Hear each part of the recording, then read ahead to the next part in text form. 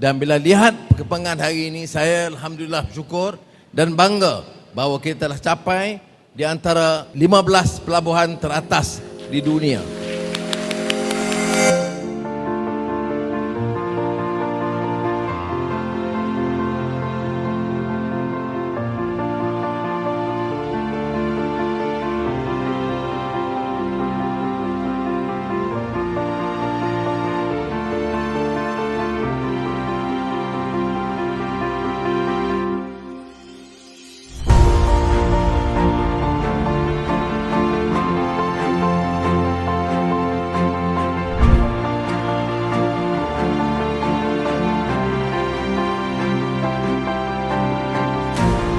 Selamat datang diucapkan kepada Yang Amat Berhormat Datuk Seri Anwar bin Ibrahim, Perdana Menteri yang sudi berkunjung ke pelabuhan kami pada hari ini bagi melihat sendiri perkembangan serta pelan pembangunan masa hadapan terminal transshipment kontena paling sibuk di Malaysia.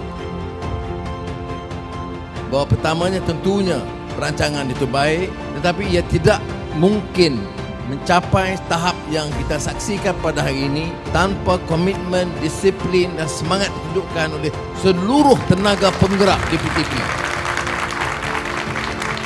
Kita tambah lagi apa-apa kemudahan supaya ia dapat berkembang bukan sahaja tahap ke-15 tapi boleh meningkat di antara pelabuhan terulung di rantau kita, insya-Allah.